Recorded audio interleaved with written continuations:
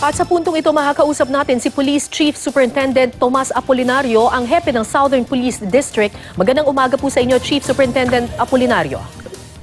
Kara, magandang umaga po. Magandang umaga sa inyo. Sir, base po sa inyong ocular inspection sa Resorts World kagabi, natukoy na sa 3 lugar po nagtago o nakita yung labi ng mga nasawi. Ano po ang teorya ng pulisya at kaugnay dito? Ang sa tingin namin ganito, no, yung the incident happened so fast. Makikita rin natin sa CCTV. Opo. It just took the suspect a few minutes to enter the establishment and proceeded directly doon sa casino gaming area. Tapos pagdating doon, nagpaputok siya ng barel purposely to create panic. At nung medyo wala na yung mga tao, this just took seconds, na inumpisa niya na sunugin yung lugar. So nakikita natin, hindi lang basta sunog, kundi meron talaga siyang gasolina. Kaya ang bilis na kumalat yung apoy. It just took a few minutes. So, anong nangyari, yung mga natakot, mga biktima, masyadong takot siguro, nag-scamper sila in different directions, pero just inside the area. At hindi nila alam na nagsunog yung suspect. At maaring hindi nila alam na nagsunog, pero nung kumakalat na yung apoy at siyempre maamoy mo na yung toxic fumes, baka alam na nila, siyempre malalaman nila at nalaman na natin na ang ikinamatay ay yung toxic fumes, inhalation of toxic fumes. Wala po bang fire exit yung kanilang pinagtaguan? Well, based sa aming ocular inspection, nakailang beses na kaming umikot dyan, marami naman. If I can remember, 1, 2, 3, 4, 4. Mga 4 ay, hindi ko pa sure yung iba, pero sa nakita ko kagad may 4 na exit.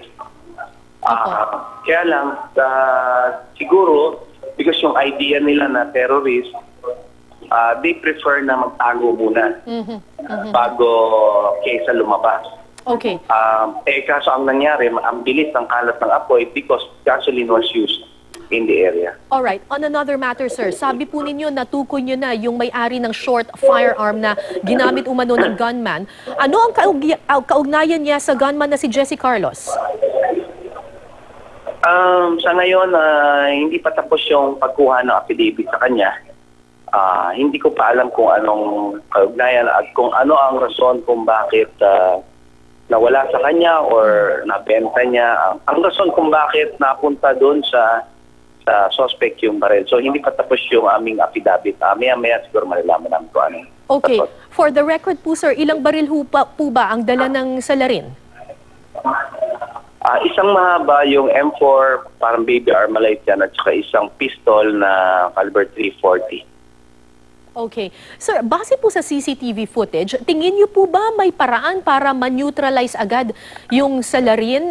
Sa tingin niyo po ba naging maagap naman yung security personnel ng Resorts World? Nire-review pa namin yung lahat, total footages ng CCTV, no? Kasi ang baril yata ng Resorts World ay nakalagay sa isang safety cabinet. Opo. So titingnan namin kung gaano kalayo yung safety cabinet na yon. Doon sa kung saan unang nakita yung suspect. Ang pagkakaalam namin, may mga areas kasi na or may mga establishments na pinagbabawal or hindi nila ina-encourage yung merong baril. Kaya siguro yun ang isang rason kung bakit walang barel yung security guard. Pero at nakatago sa cabinet. Sa isang safety cabinet na tingnan natin kung madali naman makuha or hindi. Alright. And with that, maraming salamat po sa inyong panahon. Police Chief Superintendent Tomas Apolinario, ang hepe po ng Southern Police District. Maraming salamat din. Thank you, sir.